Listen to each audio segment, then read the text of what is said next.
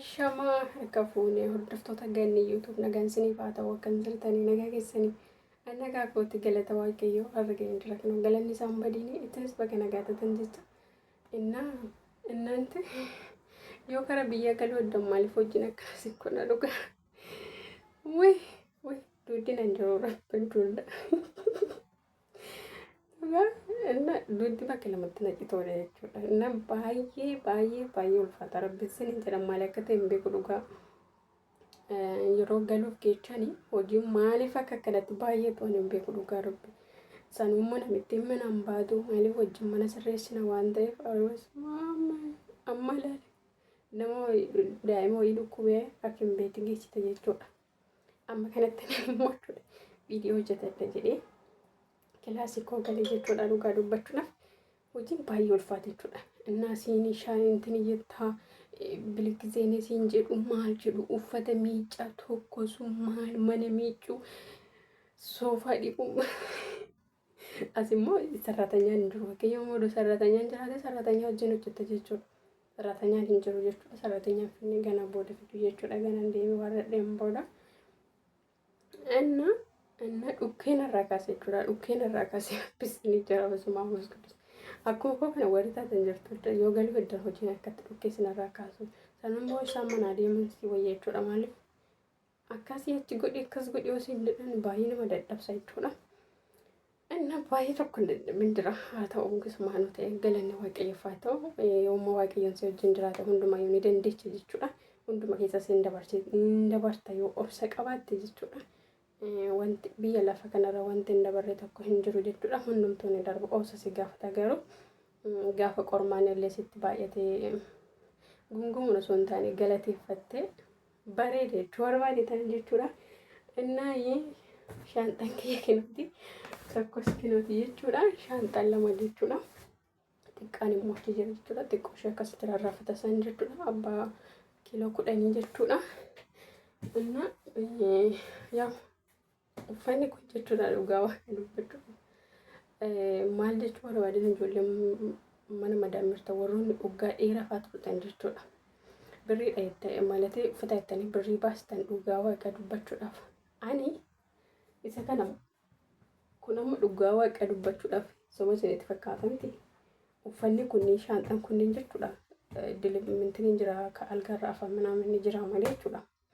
Isa waraqata ofirraa qabu bicha jira miti yoo uffata bittee galtu ofirraa waraqata kan qabu jira miti isa akkasii bichaadha jechuudha. Minim kan guyyaa tokko uffata mana of keessaan qabu maaliif jennaani ani yoom bitee achis washaqu asis washaqu waan man uffata hin qabne natti fakkaate dhugaa waaqa dubbachuudhaaf waan man uffata hin qabne natti fakkaate sanuu jechuudha.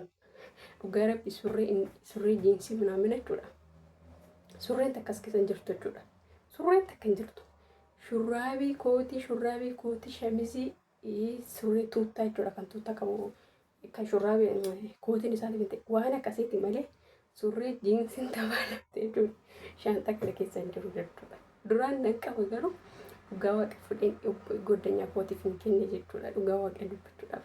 Bakka maal fakkaatu surruu mana jibbisiise kiristoosiin jechuudha.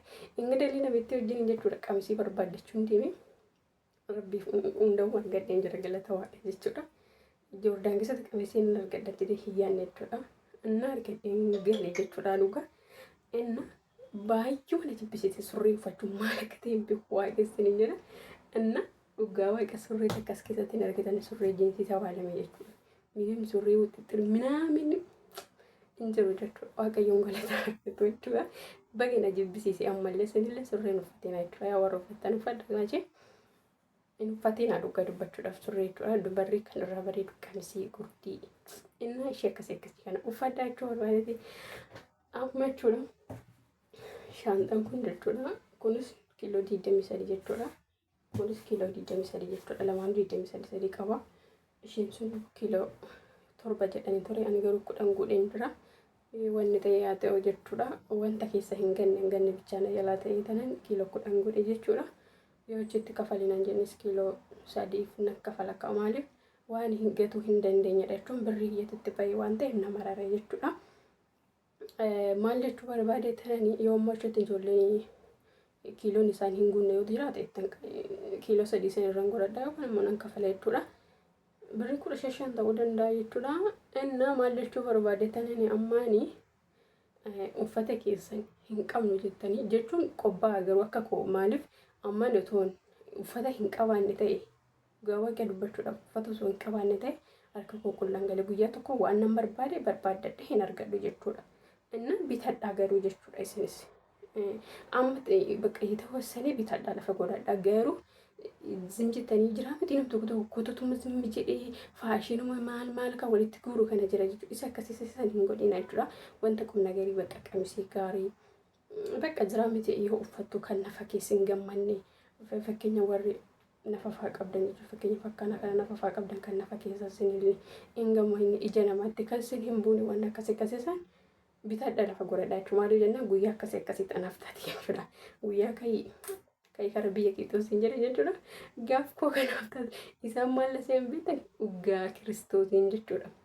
Waanuma uffata takka qabu natti isaanitti fakkaatu jechuudha. Maaliif ani hojii koo xumurennaan kilaasii kiyyan ta'a waan ta'eef isaa wajjin yeroo hirribti isaa wajjin hin taa'u nan arganii jechuudha.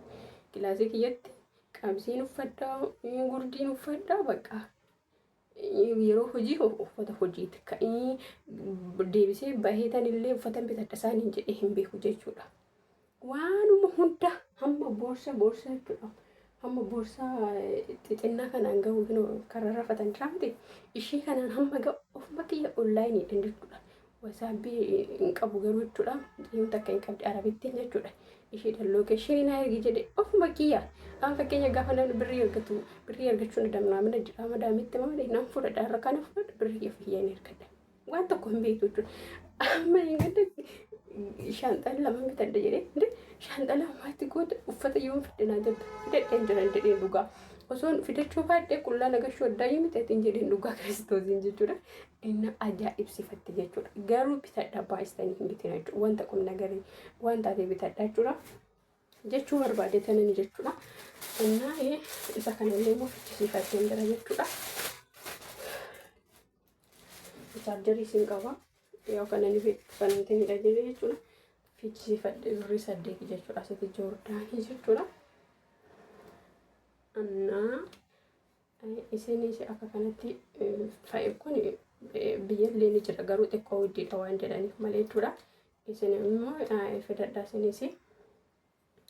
Innaa isin qaba jechuudha. Bakka kanatti jechuudha. An akka footoo kan yeroo ittiin footoo ittiin kaastu akka riimootiitti kan ittiin of kaastu hin jirti jechuudha.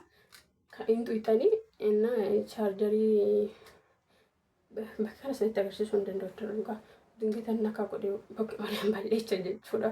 Anu silkii kiyyatti firee takka jechuudha. Firee takka bichaa fide birrii 8 waan ta'eef dhugaa rabbi Jordaan keessatti baay'ee guddidha jechuudha.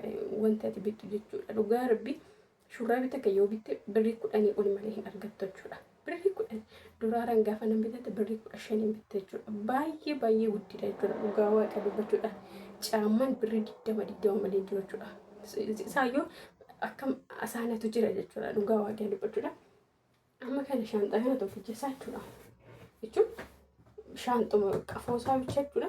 Birrii 30 jechuudha. Shaanxaa tokko jechuudha. Kun birrii 30 lamaan isaa biratti birrii 60 jechuudha. Inni baay'ee guddina dhugaa dubbachuudha. Yaa ani amma kanaayyuu yoo uffata immoo kan fide ammaa miti jechuudha. Duruman jalaa fidachaan ture malee otoo akka ammaati basmaa na duguugee jira jechuudha. Dhugaa shaanxaa kana lamaan osoo madaamee wanta akkasiin hin kenniin ofii keetii addisee bichaa bittee jechuun akka damoota baay'ee si gaafata. Dhugaa akkasumas immoo duraara kara dinaaraatti yoo jijjiirtu duraarri dhibbi dinaara jechuudha.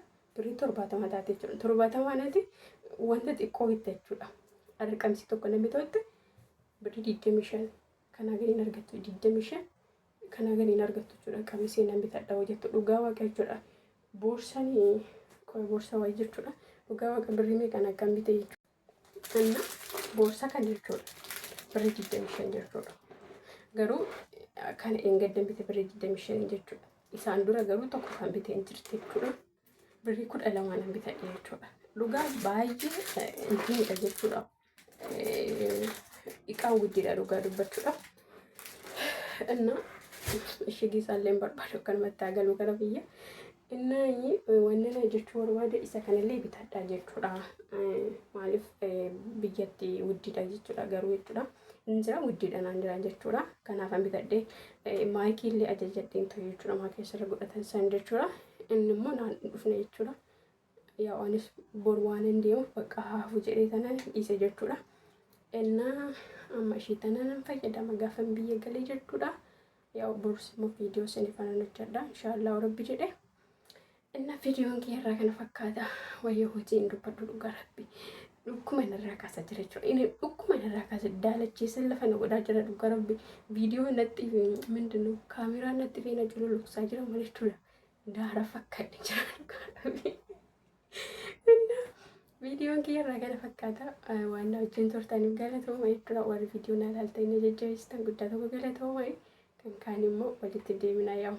Haalatti galuu waan tokko dhiisanii waan waraabaa. Innaa kanas hin jedha. Bye bye.